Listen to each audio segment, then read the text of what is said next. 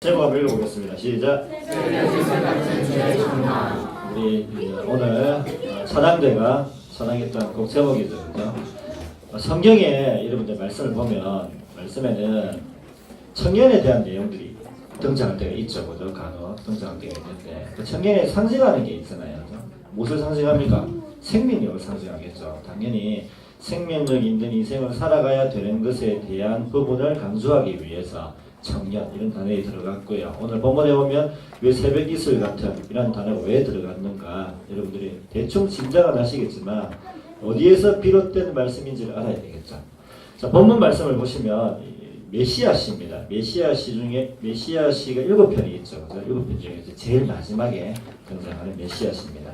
이 모든 것이 다윗의 언약에 근거한 메시아가 이 땅에 오신다는 거죠. 어떤 분으로 오시고 어떻게 마무리하시고 에 대한 내용이 담겨져 있습니다. 예수님 왕을 오시고 메시아를 오시고 아시는 바와 같이 영원하시고 완전하시고 사망 권세를 깨뜨리시고 하나님 우편에 계시고 지금도 우리를 위해서 간구하시는 주님의 역사하심에 대해서 다윗이 이미 예수님 오시기 전에 얼마 전에? 1000년 전에 예언을 한 사건입니다. 자, 우리 1절부터 한번 보시면은 여기도 내용 잘 아시는 내용이 나올 거예요. 신약에도 여러 번 인용이 되었었죠. 여호와께서 내 주에게 말씀하시기를 내가 내 원수들로 내 발판이 되기까지 너는 내 오른쪽에 앉아있으라 하셨도다. 지금 다윗이 고백하는 내용인데 여호와께서 내 주에게 이렇게 했죠. 그죠? 다윗이 지금 누가 올 걸 알고 있었다는 거예요. 예수님이 오실 것에 대한 예언을 미리 한 거예요. 다윗이 여호와 이외에 주님에 대한 언급을 했잖아요. 그죠? 메시아가 오실 것인데 그분이 오시면 원수들로 발판이 되게 한다 이거죠. 그렇죠? 고대 근동 지역에 있었던 사건입니다.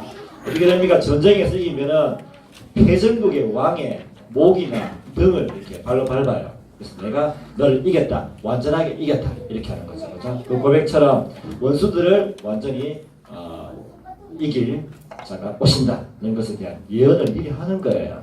1000년 전에 이미 다윗이라는 왕을 통해서 이런 선포들을 하나님께서 하시는 것을 볼 수 있습니다.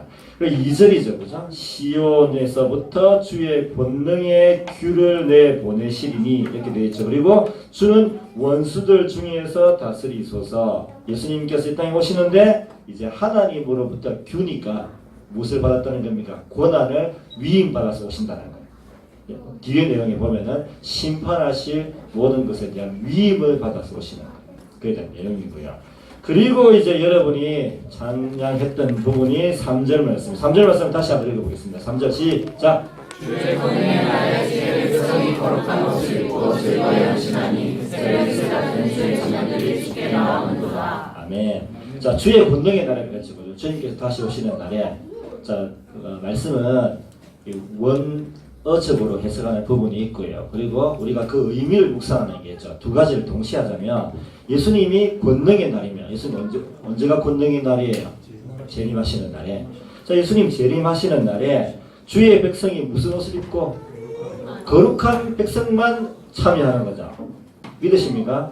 우리 세상이 아무리 타락이 되어 있고 문제가 있는데 그리스도인이 타락되고 또 주님의 뜻대로 살지 못하는 거룩함을 잃어버리게 되면 이 동참할 수 있다는 거예요? 없다는 거예요? 안 된다는 거예요. 분명히 언급하고 있죠. 그죠? 나는 예수님 믿고 구원을 받았는데 이 조건으로는 안 되는 거예요. 거룩한 주의 백성의 옷을 입고 나와야 되고요. 그리고 즐거이 헌신하는 마음을 가지고 나와야 되는 거죠. 그죠? 거룩함이 충만한데 그 안에 뭐가 들어가야 된다는 겁니까? 헌신이 들어가야 된다는 거죠. 희생과 헌신하는 자들이 나오는데 그러한 자들이 누구라고 하냐면 새벽 이슬 같은 주의 청년들 이렇게 표현하는 거예요. 그래서 여러분들이 거룩한 주의 옷을 입고 즐거이 헌신하는 마음으로 나와서 그죠? 교회에서 그리고 밖에서 세상에서 여러분의 영향력을 미치는 생명력 있는 인생을 살아가는 것 그러한 자들이 새벽 이슬 같은 주의 청년들이라는 거예요. 그 새벽 이슬을 왜 표현해서 새벽 이슬이 맺히면 작게 맺혀요? 많이 맺혀요? 많이 맺히죠. 수없이 많은 주의 백성들이 함께 나와서 주님을 찬양한다는 거죠. 우리 아까 이렇게 찬양했지만 소수의 자들이 찬양을 했지만 실질적으로 어떤 이런 자들이 나와서 함께 주님께서 다시 오심을 기뻐하고 찬양하게 될 것이다. 이런 것을 예고했죠. 우리 오늘날의 성경에 보자면 우리는 누구예요?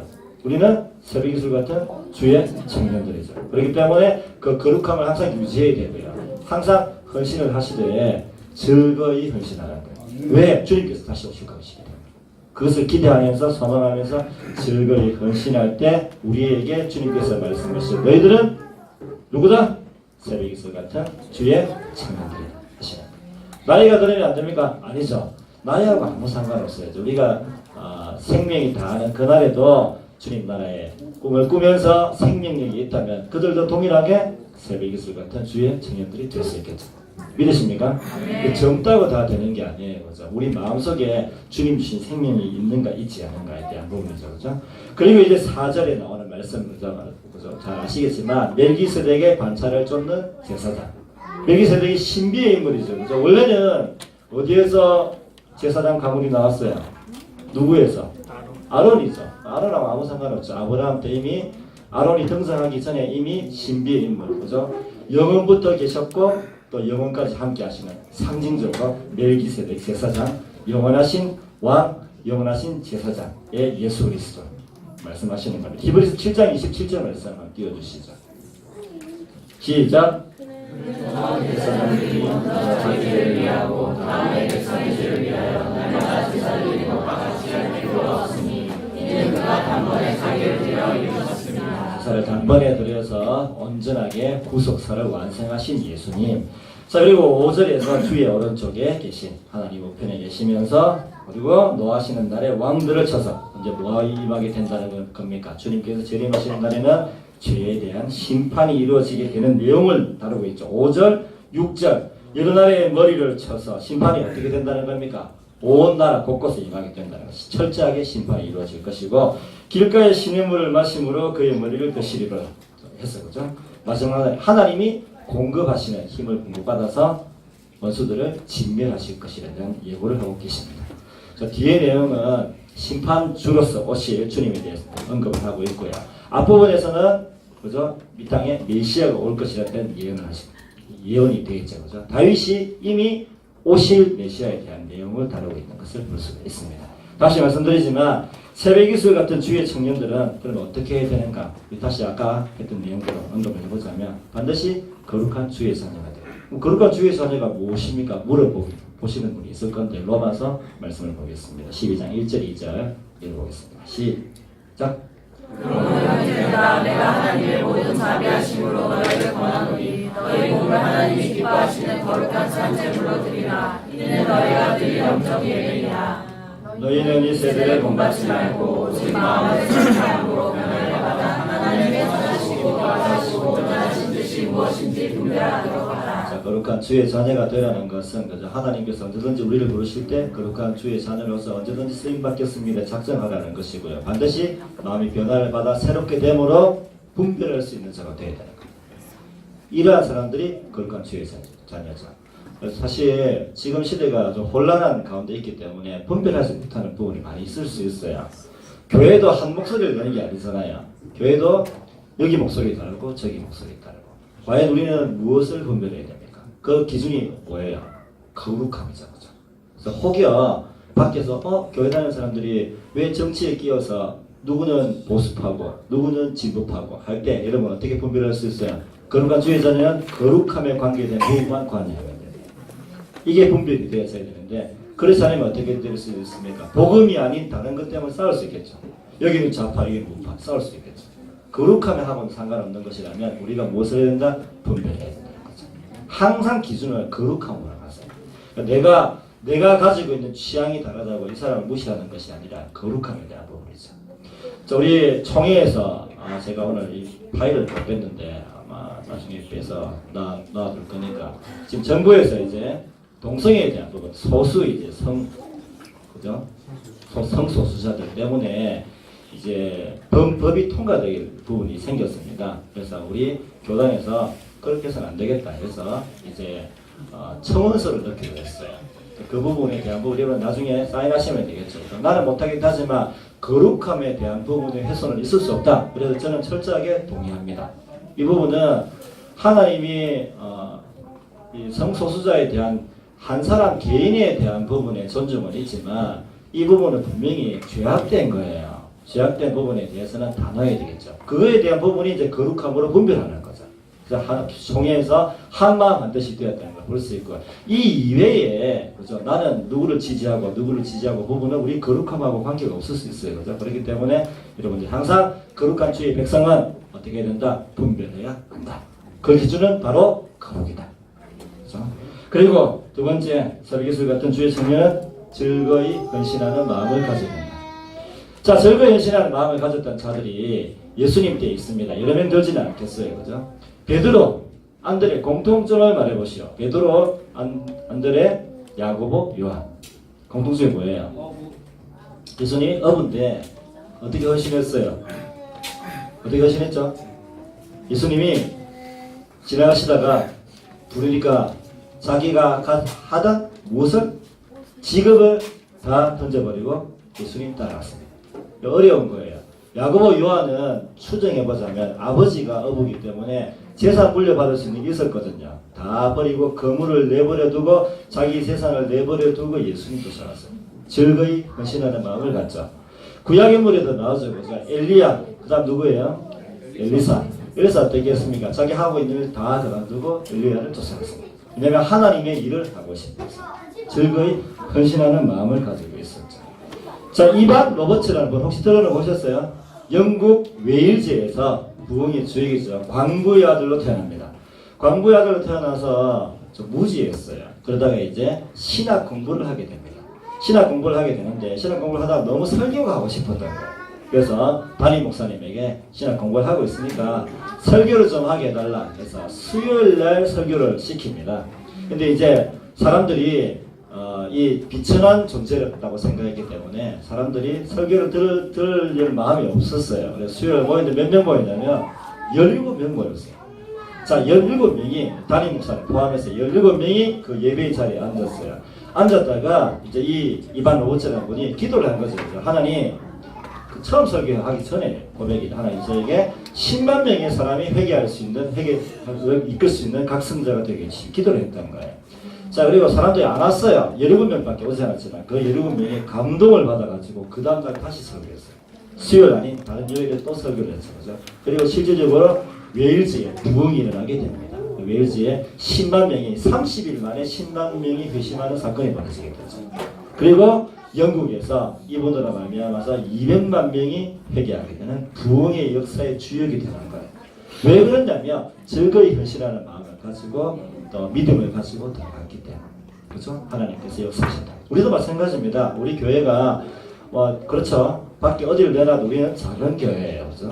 작은 교회지만 작은 교회라고 해서 큰 일을 하지 못한다는 보장은 없어요. 더 큰 일을 할 수도 있고 하나님께서 행하시는데 즐거이 헌신하는 새벽이슬 같은 주의 청년들이 모이면 능히 하나님의 더 큰 일들도 이루어 주실 줄로 믿습니다. 아멘. 여러분 상상을 초월하는 사건들이 많아요. 밖에 나가면 제가 한 가지만 말씀드리면 밖에 나가면 매년 비전 트립 갔다고 하면 안 믿어요. 비전 트립에 가는 그 조건이 생각보다 좀 복잡하기 때문에 갔다 와서 생길 문제도 있고 여러 가지 복잡하게 많아요. 믿지 않아요. 하지만 계속 다녀왔고요. 그리고 내년에도 다시 비전 트립 또 준비를 하고 있습니다. 우리 또 부장님이 또 과감하게 혼자서 그죠? 혼자 우리 진주와 함께 과감하게 우리 베트남에도 다녀오고 이런 일들을 통해서 하나님 더 큰 일을 이루어가기 원하시는 그죠? 그리고 그것에 동참하는 교회가 우리 교회라는 것. 그러한 비전들을 가지고 나아가고 있다는 것. 여러분들이 그죠? 항상 우리는 새벽에 소리했던 주의 청년으로서 즐거이 헌신할 때 하나님께서 크신 일을 이루어 가실 것이라 확신을 가지시는 모두가 될 수 있기를 소망합니다. 마지막으로 새벽에 소리했던 주의 청년은 반드시 조건이 있거든요. 영적인 생명력을 가지고 있어요. 자, 우리가 앉아서 서로 여러분 무슨 이야기 하십니까? 뭐 해가지고 너희 집 어디고 니 뭐 하는데 이번 달에 얼마 벌었노? 이게 주제입니까? 생명력 전혀 없는 거예요. 지금 100억을 벌어도 나중에 하나님이 거두시면 1000억 날릴 수도 있어요. 그렇죠? 안 그렇습니까? 지금 못 벌어도 하나님이 하시면 능히 하시면 하나님께서 그죠? 부족한 부분을 풍요를 바꿔주실 줄 믿지 않으십니까? 그럼 우리 그런 거죠. 그죠? 우리는 무엇으로 사는 자들이냐? 영적인 생명력으로 사는 거야. 자, 오늘 일을 하러 나갔습니다. 밖에 나가서 일을 하다가 우리 인간적인 생각으로 밖에 나가서 그죠? 내가 더 제일 잘났다 이렇게 하다가 아무 그게 없어요. 우리가 무엇을 놓치는 순간 우리는 망하냐면 영적인 생명력이 우리 가운데 사라지는 순간 우리는 끝나는 거예요. 내가 안 하겠다는 거지 이제. 주님은 함께 하시지만 나의 생명력은 없는 겁니다 하는 자가 제일 비참한 거예요. 영적 생명력을 가지고 있을 때 그때 이제 새벽기술 같은 주의 청년이 되는 것이지, 생명력을 잃어버리는 순간에 우리는 어떻게 되냐면 멸망의 길을 그대로 걸어갈 수밖에 없어서 바뀌게 되는 거예요. 이 놓치면 안 되는 거죠. 여러분들이 생명력을 잃지 않기 위해서 어떻게 해야 돼요? 그러면 뻔한 이제 답을 제공하는 거죠. 뭐 해야 돼요? 뭐 해야 됩니까?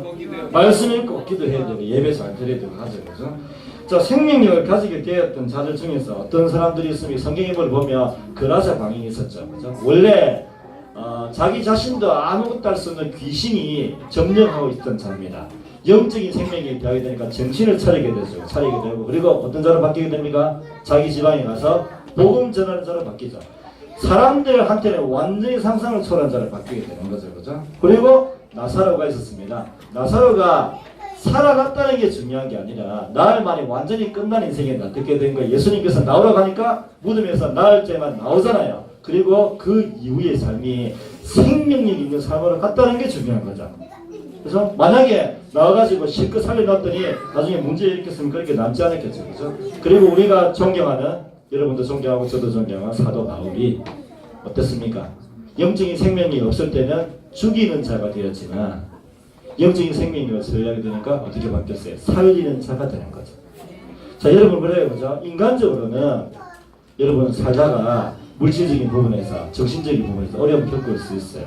그때 여러분이 믿음으로 고백하세요. 나는 새벽이슬 같은 주의 청년이니까 영적인 생명력을 소유하고 살아야 되겠다 하시면 여러분 삶 속에서 혹시 힘든 일이 있고 어려운 일이 있어요. 그죠? 하지만 생명력을 주님께서 공급받는 자들은 절대 지치거나 다운되거나 죽음의 길을 가지 않아요. 어떤 일이 있어도 뚫고 나갈 수 있는 믿음과 용기를 가진 자들 바뀌게 돼요. 오늘 나왔잖아요. 찬양만 맨날 하시고 가사도 묵상 안 하면 안 되겠죠. 그죠? 내가 역전되리라. 뭐하는 자에게 역전시킨다고 했어요. 역전되리니까 믿음으로 뭐 해야 돼요? 뭐 해야 된다고 했어요? 가사도 뭐 생각 안 하면서 막 부르니까 역전되리. 뭐 대중가요가 아니잖아요. 역전되리. 어떻게 역전한다고? 기도를 하잖아요. 역전하신다고 말씀하고 있어요. 그게 바로 생명을 가진 자들이죠. 내가 오늘 정말 좋겠다 생각이 들고, 왜 나에게 이런 일이 생겼는가 하지만 주님이 나와 함께 하신다고 믿잖아요. 어떠한 일도 행하는 믿음의 사람이 될 줄로 믿습니다. 그게 우리 고백이 돼야 돼요. 우리가 무슨 고백으로 살아갈 거야? 나이 들고 늙어가고, 그죠? 애들 크고 애들 달라들고 나중에 더 늙어가지고 애들 무시당하고 이제 병병에 누워서 이제 내가 갈 길도 찾지 못해서 방황할 수 있는 그런 시절이 올 수도 있잖아요. 그런 시절이 올지라도 영적 생명을 가지고 있으면 하늘나라 소망으로 가득 차죠. 그럼 내가 몸을 쇠약하고 아무것도 가지고 있지 않다고 하더라도 나는 소망 가운데 끝끝 살 것입니다. 그런 믿음의 사람이 되셔서 하나님께서 오늘 우리 모두 개인 각자의 새벽 이슬 같은 주의 청년으로 인정받으시고 얻어들 수 있기를 간절히 소망합니다.